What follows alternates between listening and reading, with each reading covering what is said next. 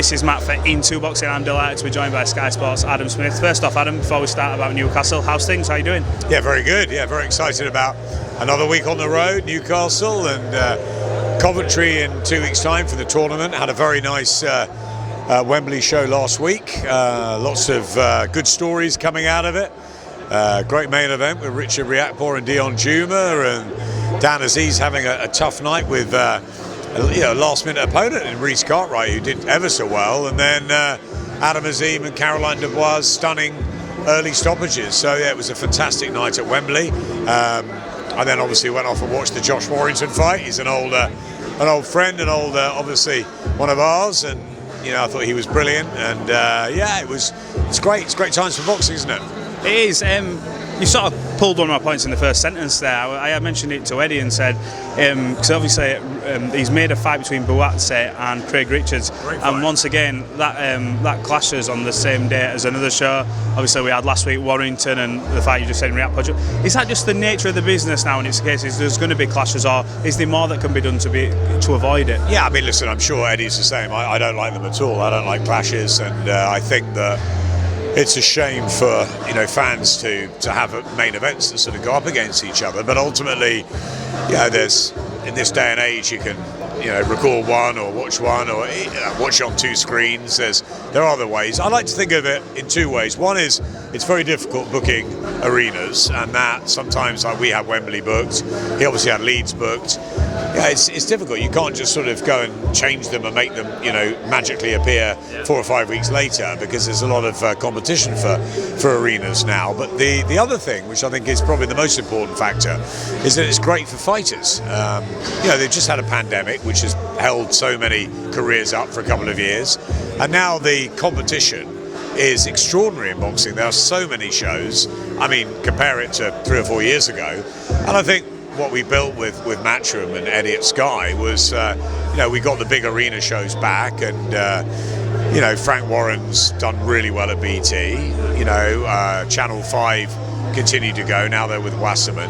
You got Eddie on DAZN. It's just a huge amount of fights and fight nights for fighters to be able to continue their careers and make money for the families. I mean, they're the most important in our sport, bar none. So therefore, it's really good seeing so many get out. However, you're going to have the clashes. So I think, in a way, it's a good thing that there's so much boxing on for the fans and for the boxers themselves. But obviously, it's not ideal when you get a clash. And obviously, we were up against a world title fight, which was very interesting in Leeds. And so it's a shame, because we all want to watch it as well. Absolutely. And let's come on to this weekend's fight. We've got Savannah Marshall going in there to defend her WBO crown. Interesting clash against Hermans. I mean, we all know what this leads to if she gets through it. We've also got Florian Marco on the bill. He'll be looking to put on a statement performance. Brad Ray comes back out after his knockout win in the Manchester Arena. It's a good card. What are the implications, obviously, and how much pressure is on Savannah to make sure she gets through this fight? Huge amounts of pressure. Clarissa Shields will be watching, will be hoping that she gets through, and that's the blockbuster fight that we've got lined up for some time in the summer.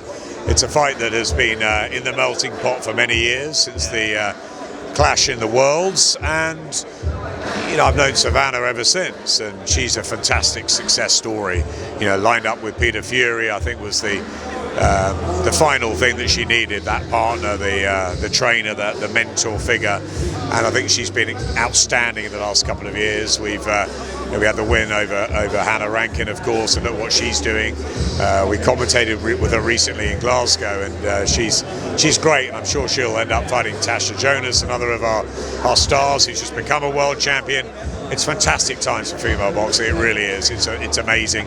We've got a great stable with Boxer and Sky. We're very, very passionate about Savannah and Tasha and Caroline Dubois and all our talent. We've got April Hunter on the bill as well. So really exciting. Georgia O'Connor, of course, up this way, and Ebony Jones I saw the other day. It's fantastic chance for the women to really earn proper money and have proper careers. And Katie Taylor, or before her Jane Couch, were the pioneers, and they paved the way for the likes of Terry and Chantel and Ebony Bridges the other night. It's fantastic. So it's a big night for Savannah.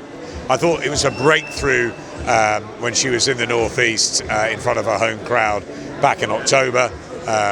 Fantastic performance. I think the crowd really got her, and it felt like there was an elevation that night, and I think they'll be back out in their droves on Saturday to support her in a tough fight with Femke Hermans, who's, Savannah should be able to deal with, but she's a former world champion upper weight at super middle. She's the current European middleweight champion.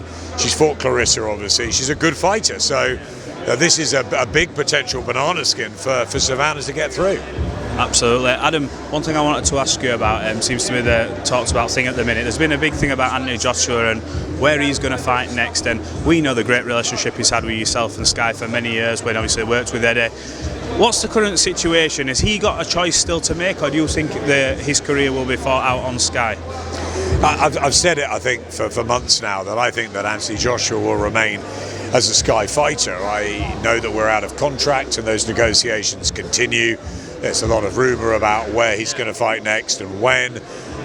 Looks like it'll be the back end of June, but our negotiations continue, and I remain hopeful that we can come up with a good resolution, and that Anthony will be part of the Sky family, and we're part of his family for the rest of his career. We've already shown, even though Matchroom have gone to DAZN, we've already showed that we can work together for the Usyk first fight in Spurs, and which was a great night. Obviously he didn't get the result, but it was a terrific performance from Alexander Usyk. It was a wonderful night at Tottenham, and we work with Matchroom. And although we're now with Boxer and we're Top Rank, and we've got different business partners week in, week out, and we've got brilliant bonds with them now, and we've got a fantastic story developing with both Ben in the UK and Todd over in the States. I think that AJ's a separate entity. It'd be great to work with Eddie and the Matchroom team again in June, and I'm very hopeful that we will, but there's no deal, there's no decision yet. Those talks continue, but I think that Anthony's been fantastic for Sky from the very beginning, and I think that we've been very good for him. We're the best platform in the UK. Why would he want to go anywhere else? Yeah, he's been synonymous with Sky ever since his career started. I mean, you think of Anthony Joshua, you think of Sky, obviously Matchroom as well. There's talks about where that fight will end up, a lot of talks and rumour mills coming through the internet, and the usual sources saying Saudi Arabia looks like it's a big player in this. But considering how well it did in the UK the last time at Tottenham Hotspur Stadium, surely for your side you'd love to see that at Wembley or at Tottenham or one of the big stadiums over here in this country. Yeah, actually I've been having some talks with the hierarchy at Spurs. Although I'm a Liverpool fan, I do love the Tottenham Hotspur Stadium. It's a fantastic stadium. It's sort of second to none, really. Wembley's obviously the national stadium too. Fantastic venues, and of course you've got Tyson Fury and Whyte in a few weeks' time at Wembley, and it would have been great to have Anthony Joshua and Alexander Usyk at Spurs in the UK. But money talks in this business, and maybe the money is bigger in the Middle East. I'm not sure. I'm not really been involved because, of course, we are waiting for our deal and our negotiations. So at the moment, that's a decision for Team Usyk, Team Joshua, and obviously Matchroom, and they'll come out with where we're going to go. But we'll wait and see on that. Fingers crossed anyway, but let's move on. You mentioned there Fury Whyte. I don't know if you heard, but did you see Dillian Whyte's lawyer went on TalkSport? There was a back and forth. Obviously Frank were involved, and he mentioned certain things that were in the contract, weren't in the contract. For his mum, I don't think. I know Dillian's very close to his mum, so he'll be extremely disappointed about that. But I think Frank said that if he hasn't got one, that he'll give his mum a ticket. Listen, Is this all fun and games? I think so. I think Dillian's made a stand. He's obviously not happy with certain things going into this fight, but the most important thing is that he trains and does everything he can to become the WBC heavyweight champion of the world. That's what Dillian Whyte's waited for. We worked with him for many years. He's been brilliant with us. He now goes on to BT Sport Box Office, and he has an opportunity to change his life forever.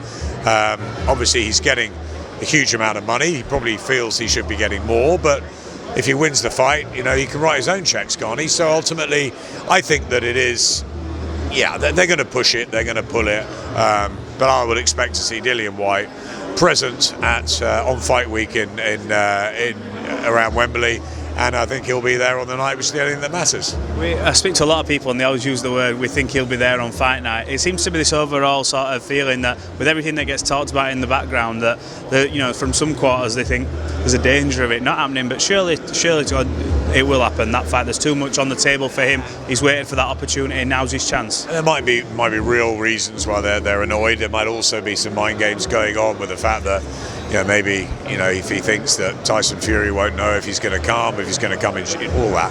I think Dillian will be working extraordinarily hard out in Portugal, and I look forward to catching up with him, and I look forward to the fight, most importantly, and I think it's a big fight. We're not doing the production on it, but we'll be around it, talking about it. It's a huge fight, and then let's hope AJ Usyk gets announced for a couple of months later, and you've got two massive heavyweight fights. So and then maybe if Joshua does exact revenge, which is a big if, obviously, against Usyk, and Tyson Fury or Dillian Whyte come through, but there's some blockbuster British fights to be made in the heavyweight division, and that's great. You add Joe Joyce to the mix. Big Fraser's only starting off on his career, but he'll be moving fast, and Daniel Dubois got an opportunity to fight for the WBA title, so it's great times for the British heavyweights. Absolutely. One thing I was surprised at, but it's happened. Amir Khan, I believe, has invoked his rematch clause. I know we've not spoke since. I think everyone sort of thought after that fight, when they had the press conference, they shook their hands, and I know emotions are different straight after the fight than when you go back and sit down, but what's your take on that? Because it was quite a conclusive ending to the fight, from start to finish, really. Does Amir, and only he can answer, I suppose, but from your point of view, does he need to be going in there with Kell, Brook again, or is this a case of, look, can somebody pay me to step aside? Because I know Eddie was saying somebody's already been in touch with him, and he said, maybe even inquired about them putting on the rematch and how much were they, but that kind of stuff. What's your take on the whole situation? Look, I think it was a fantastic event, and it was so long in the making, 20 odd years, and when we first sort of got the story of Amir and Kell when they were amateurs and sparring, it was it was a wonderful sort of narrative all the way through. Would it happen? Wouldn't it happen? We came so close so many times, and I think there was a sort of conclusion with the whole thing. I think if it had been a fantastic fight, and then we'd had sort of ups and downs and knockdowns aplenty, etc., and you'd thought, right, a bit like with Froch Groves, there was controversy, you have to have a rematch. I think we could have kept the story going, but for me, I think it sort of culminated on that night in Manchester. I thought Kell rolled back the years. He was too big, too good for Amir Khan. But Amir was brave beyond belief, and he was showed so much heart, so much spirit, so much bottle, went out on his shield. It was almost the perfect ending for both of them. But more than that, the respect they showed in the ring and the respect they showed at the press conference afterwards, I thought was fantastic, after all the needle and the grudge. And that's what boxing's all about. And I honestly, if they both sailed into the sunset right there and then, late on that Saturday night, I would have been happy. But ultimately, they're fighters. It's not up to us to tell them what to do. They're professional fighters. I think Kell got his mojo back. I think Kell will go again. There's talk of Chris Eubank, there's talk of Conor Benn, there's talk of other fighters, and I think Kell will go again. Amir, I think, I've spoken to him. He does want to fight on. I think maybe more because he doesn't want to go out like that. Yeah. So I think they've got to be careful, because ultimately, we don't want to see either of them go on too long. They've been brilliant for the sport, but I think Kell, it was one of his best performances. So, maybe we're going to get 2 or 3 more big fights from Kell. Well, as for Amir, it wasn't, and he could say, look, the camp wasn't right, or maybe there's an injury, or something else. But ultimately, it's up to him to make that decision.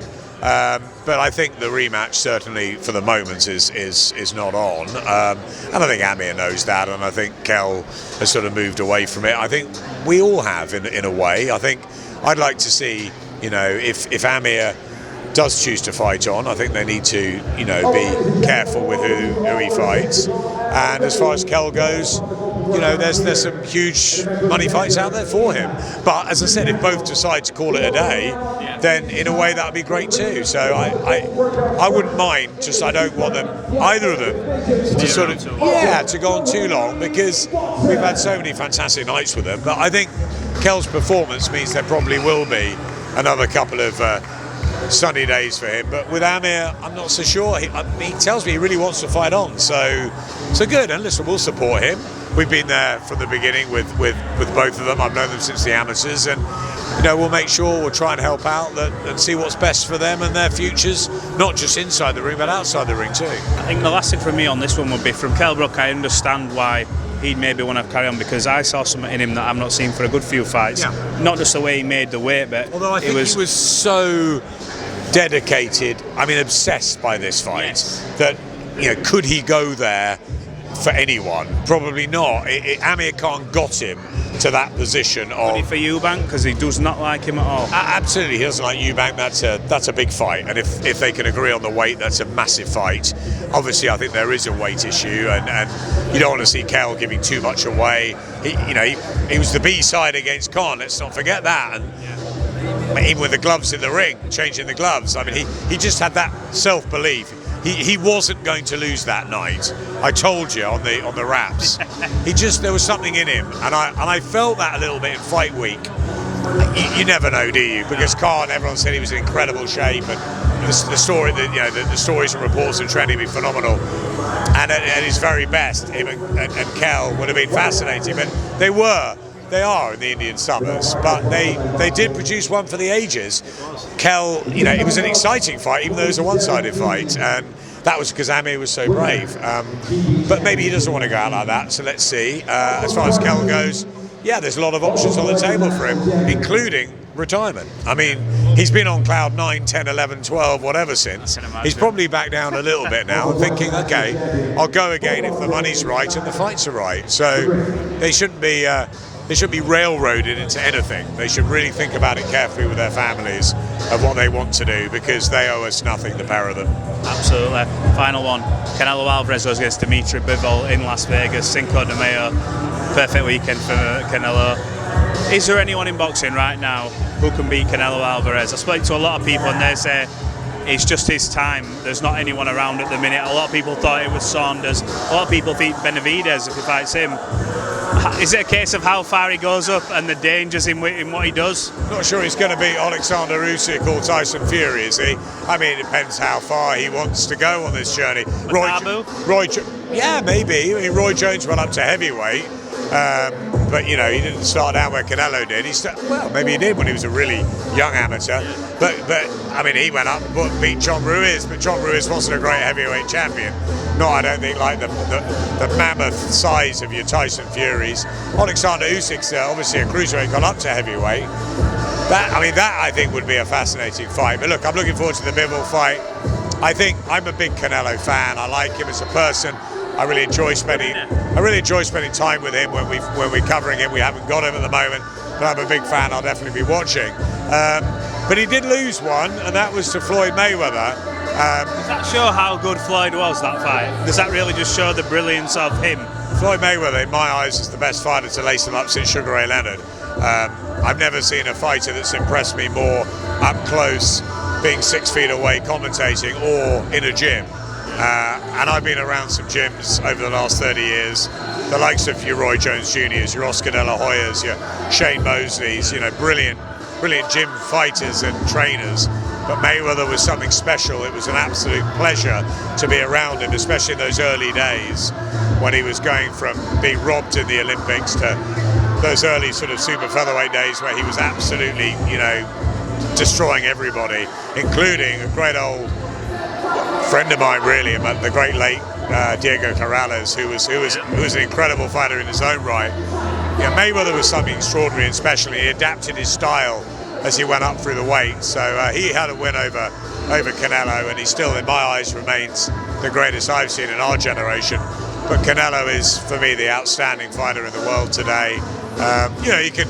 You can argue in the sort of Terence Crawfords, Lomachenko's, and there's lots of other great pound-for-pound fighters, but Canelo's got a certain, he's star quality, isn't he? And I'm not sure anyone beats him as long as he, continues at this sort of level. But there'll come a day where someone will, I'm sure, unless he calls time. But I love watching him. He's a great fighter. He is. He's brilliant to watch. Look, Adam Smith, thanks for giving me some of your time and talking to Into Boxing.